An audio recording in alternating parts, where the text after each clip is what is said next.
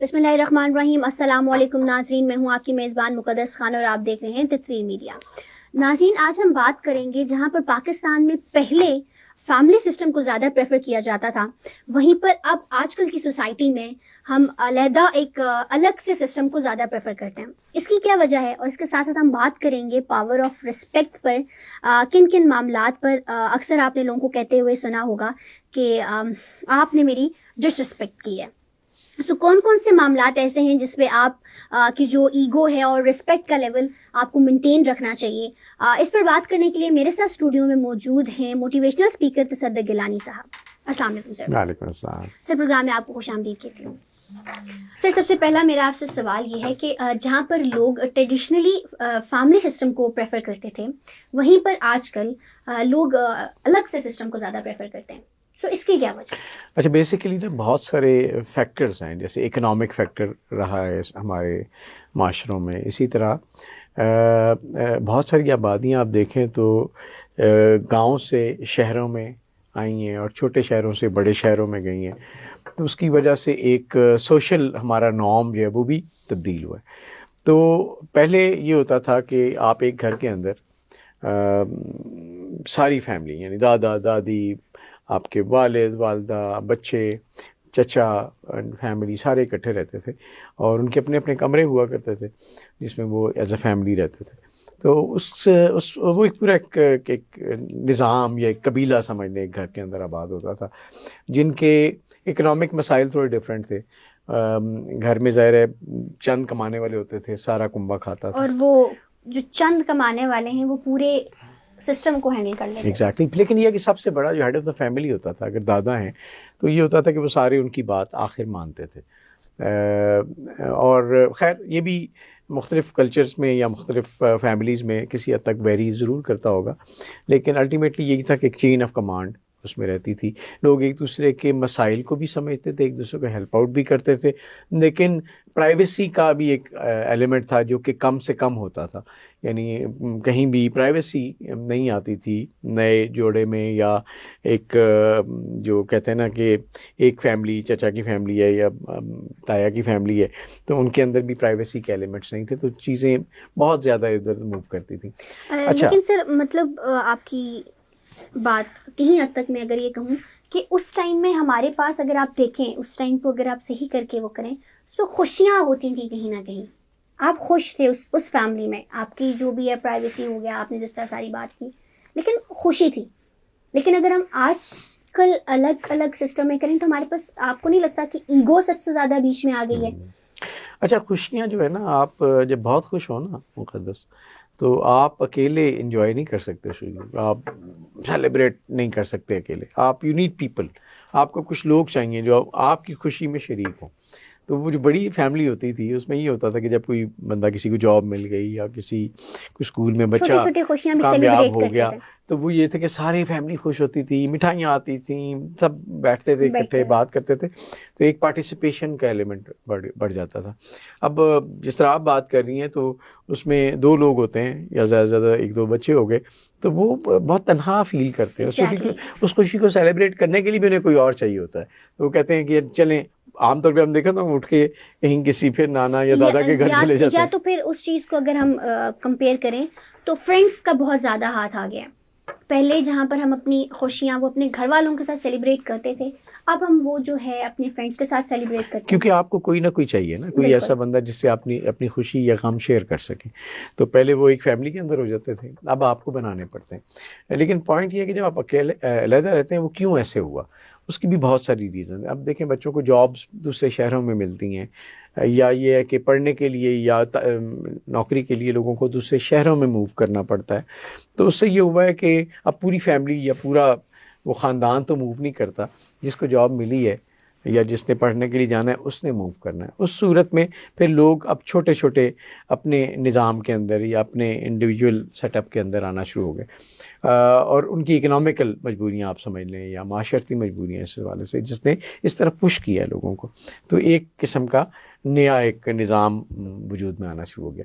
अब जब आप नए निज़ाम में जाते हैं तो फिर वो आप देखते हैं कि आप किस कम्युनिटी में रह रहे हैं, आपके आसपास दोस्तियां कैसे बनती हैं, आपके कोलीग्स होते हैं। हम, अगर मैं ये कहूँ तो गलत नहीं होगा कि हम انٹرنیشنلی زیادہ گروم ہو چکے ہیں.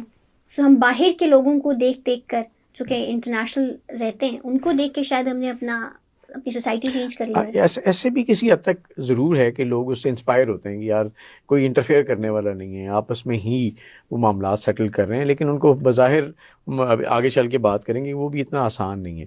لیکن میں کہہ رہا ہوں کہ ایک مجبوری ہے جس کے تحت لوگوں کو علیحدہ رہنا پڑتا ہے.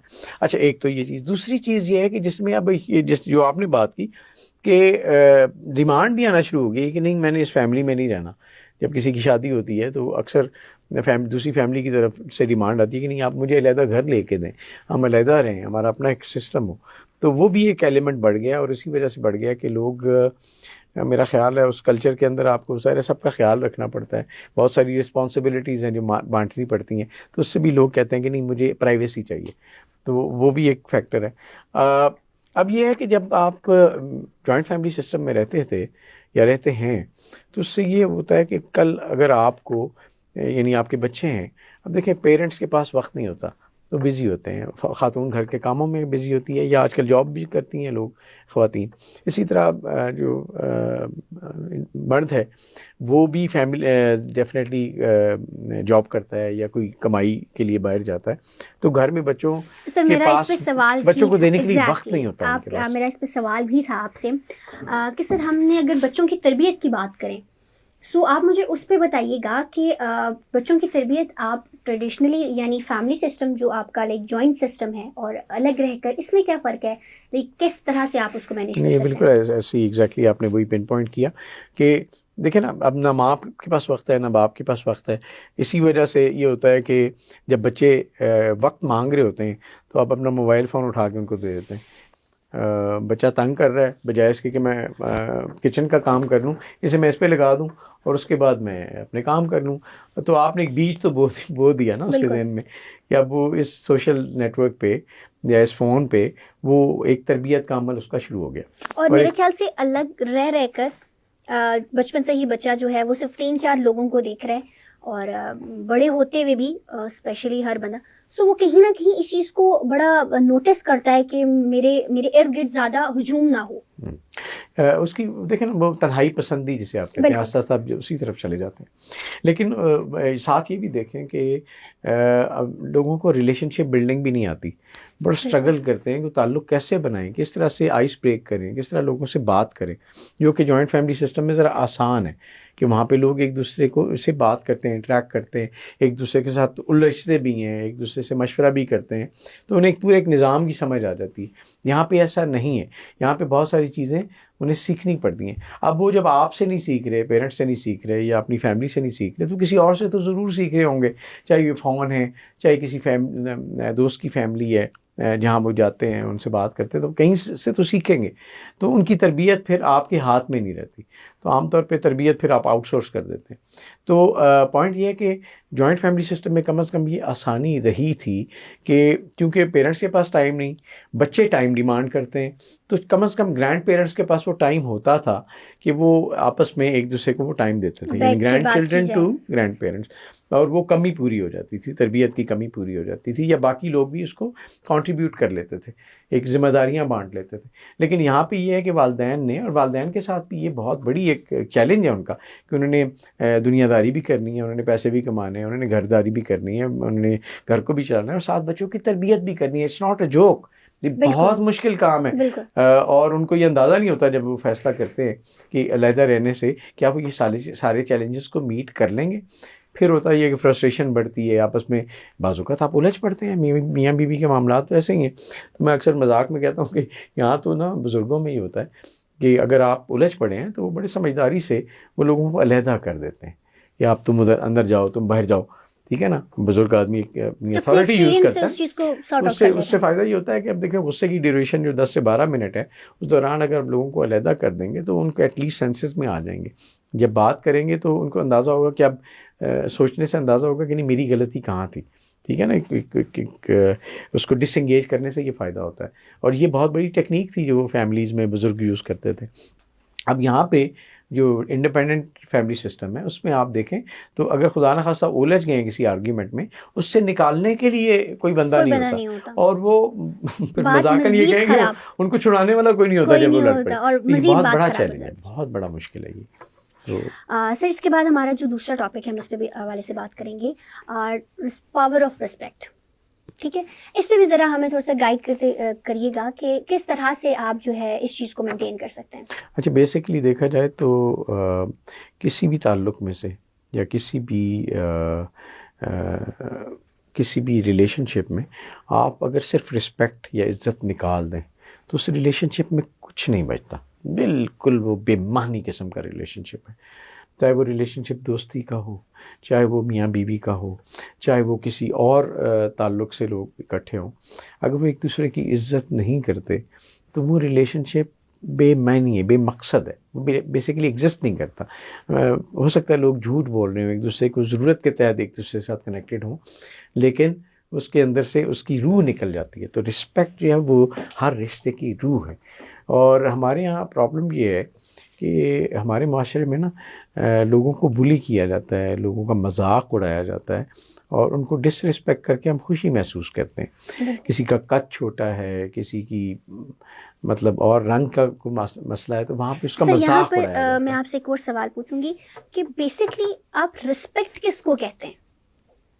اچھا، رسپیکٹ کے نا 3 ایلیمنٹس ہیں میرے نزدیک. ایک وہ رسپیکٹ ہوتی ہے جیسے میں سیلف رسپیکٹ کہتا ہوں کہ اللہ تعالیٰ نے، ہم پہلے بھی شاید بات کر چکے ہیں کہ اللہ تعالیٰ نے آپ کو اشرف المخلوقات بنایا. اب یہ اتنا بڑا لفظ ہے کہ اس کو اگر آپ سمجھیں تو آپ یہ کہہ سکتے ہیں کہ ایک عام سی چیز نا، ایک عام سی رائل پروڈکٹ جیسے رولس رائس ہے، وہ آپ کو ایسے جا کے پیسے دینے سے نہیں ملتی. وہ کہتے ہیں نہیں، آپ آرڈر بک کریں، آپ جب پیسے ڈیلیور کریں گے ہم آپ کا حسب نسب بھی چیک کریں گے، اس کے بعد ہم جب آرڈر ایکسیپٹ کر لیں گے پھر ہم بنانا شروع کریں گے اور آپ اتنے عرصے کے بعد آپ کو ملے گی. ایک عام رائل پروڈکٹ ہے، ایک انسان کی بنائی ہوئی. تو ہم کیسے سوچ سکتے ہیں کہ اس دنیا کے سب سے بڑے کریٹر نے جو ہمیں، مجھے اور آپ کو بنایا، وہ ویسی بلا ضرورت بنا دیا ہوگا؟ ایسا قطعاً نہیں ہے.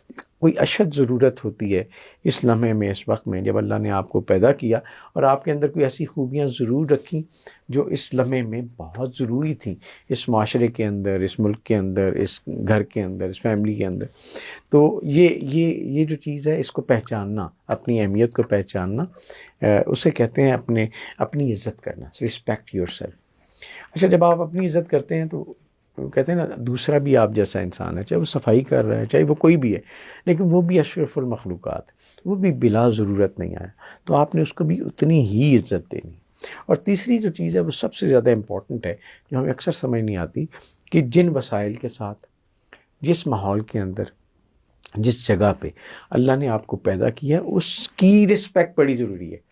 ہمیں یہ اکثر یہ ہوتا ہے کہ ہم جن حالات میں ہوتے ہیں ان کی رسپیکٹ نہیں کرتے، ہم ان حالات سے نکلنا چاہتے ہیں. اس میں کوئی حرج نہیں ہے کہ اپنی غربت سے نکلیں، آپ بہترین محنت کریں، اچھی تعلیم حاصل کریں، انتھک ایفرٹس کریں اور اپنے آپ کو دنیا میں اور علم میں اور معاملات میں اوپر لے کے جائیں. لیکن اس کا مطلب یہ نہیں ہے کہ آپ دوسرے کو دیکھ کے اپنے وسائل کو کم سمجھنا شروع کر دیں، کیونکہ اللہ کو پتہ ہے کہ آپ کو کتنا چاہیے. جب آپ پیدا ہوئے یا ہم پیدا ہوئے تو اللہ نے ایک نصیبوں کی گٹھڑی میں ہمارے ساتھ لگی، اس میں وہ ساری چیزیں موجود ہیں. کتنے وسائل مجھے چاہیے اس کو پتہ ہے، مجھے نہیں پتہ. لیکن میں کہوں گی نہیں، مجھے اس شخص جیسے وسائل چاہیے، اتنی بڑی گاڑی چاہیے، اتنا بڑا گھر چاہیے، اتنی شہرت چاہیے. اب کوئی چیز نا فار فری نہیں آتی، فار گرانٹیڈ نہیں آتی. جب آپ کو پیسہ ملتا ہے نا، اس کے ساتھ بہت سارے کانٹے بھی ملتے ہیں، بہت سارے مسائل بھی ملتے ہیں. شہرت کے ساتھ بھی بہت سارے مسائل اٹیچڈ ہیں. تو یہ ہمیں سمجھنا ضروری ہے کہ اللہ نے جو ہمیں وسائل دیے ہیں، جو ماحول دیا ہے، جس جگہ پہ پیدا کیا ہے، وہ اور جو ہمیں صلاحیتیں دی ہیں، وہ ہمارے لیے انف ہیں. اسے کہتے ہیں قناعت. لیکن بیسٹ ایفرٹ کرنے کے بعد آپ اس پہ مطمئن ہو جاتے ہیں. تو یہ ہے قناعت، جو ہم انفارچونیٹلی یہ تیسری رسپیکٹ میں ہم بہت اکثر فیل ہو جاتے ہیں. باقیوں میں بھی ہوتے ہیں، اس میں تو خاص طور پہ ہوتے ہیں، اور اس سے بہت سارے مسائل پیدا ہوتے ہیں. اب دیکھیں، ہم عزت کسی کو دے سکتے ہیں نا، یعنی عزت دل سے ہوتی ہے نا. ایسا تو نہیں ہوتا کہ کوئی کہے کہ آپ میری عزت کریں، ایسے تو نہیں ہوگا. تو وہ کسی کی عزت کرنے کو دل کرتا ہے، اور اس کے لیے ضروری ہے کہ تعلق جو بنتے ہیں نا، وہ ہوتے ہیں کہ جب آپ کو ایک دوسرے سے کچھ نہیں چاہیے ہوتا. ہمارے مسائل یہ ہیں کہ ہم تعلق بناتے ہی تب ہیں جب ہمیں کسی سے کچھ چاہیے ہوتا ہے. تو جب آپ کسی کو جب آپ کو کسی انسان سے کچھ چاہیے تو اس کا مطلب ہے کہ آپ نے اللہ تعالیٰ کی ایک وصف کی نگیشن کی کہ وہ دینے والا تو وہ ہے. ایکسپیکٹیشن صرف آپ اللہ سے لگا سکتے ہیں, کسی اور سے لگا ہی نہیں سکتے. جب آپ انسانوں سے لگائیں گے نا ایکسپیکٹیشن تو آپ بری طرح اس پہ مایوس ہوں گے.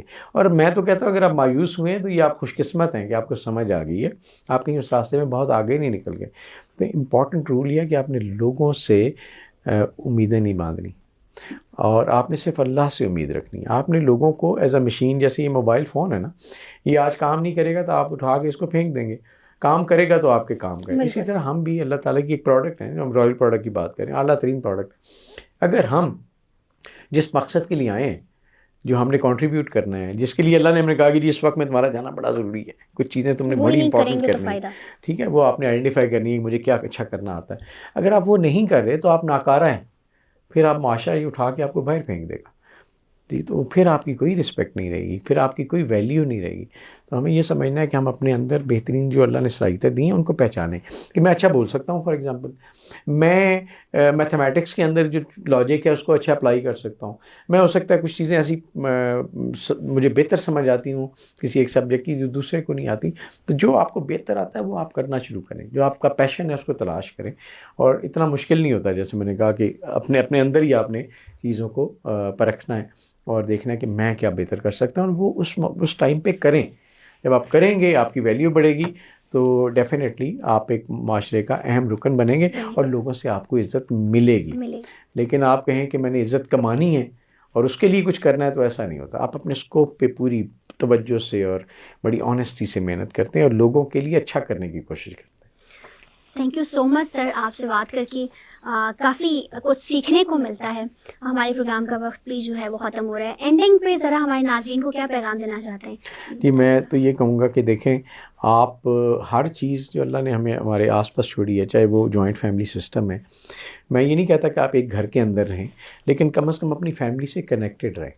آپ کے مسئلے مسائل ہوں ان سے ڈسکس کریں, ان سے زیادہ مخلص نہیں ہوتے. آپ کے ماں باپ سے مخلص کوئی نہیں ہوتا, لیکن آپ ڈسکنیکٹ نہ ہوں اپنی فیملی سے. تعلق توڑنے والا اللہ کو پسند نہیں. سب سے زیادہ برا فعل سمجھا جاتا ہے تعلق توڑ دینا. تو تعلق لوگوں سے برقرار رکھیں, بے شک اپنے چھوٹے پرائیویسی کے اندر ہیں, لیکن مسلسل ایک تعلق رکھیں. اور دوسرا کہ آپ لوگوں کو عزت دیں بھی, اور یہ بھی نہ ہو کہ مسلسل آپ کو ڈس رسپیکٹ کرتا رہے اور آپ اس کے ساتھ چپٹے بھی رہیں, یہ بھی مشکل ہو جاتا ہے. تو اپنے راستے بھی ضرور کھلے رکھیں, لوگوں کو نقصان نہ پہنچائیں, لیکن کم از کم یہ ہے کہ آپ اپنے آپ کو ذہنی اسٹریس سے بچاتے ہوئے جو آپ سے ممکن ہو سکتا ہے آپ دوسروں کے لیے بہترین کرنے کی کوشش کریں. Thank you so much sir for your time. جی ناظرین, آج کی گفتگو آپ نے دیکھی. اینڈنگ میں یہی کہوں گی کہ جو رسپیکٹ ہے وہ آپ اس لیے کسی کو نہ دیں کہ اگلا بھی آپ کو دے. اور جہاں تک فیملیز کی بات ہے, ہم نے وہ ٹاپک بھی آپ کے ساتھ ڈسکس کیا. سو کہیں نہ کہیں دونوں سسٹمز میں اپنے اپنے جو مسائل ہیں ان کو حل کرنے کی کوشش کریں, اور کوشش کریں جس میں آپ خوش رہیں, آپ اس چیز کو زیادہ پریفرنس دیں. اگلے پروگرام تک مجھے دیجیے اجازت. خدا حافظ.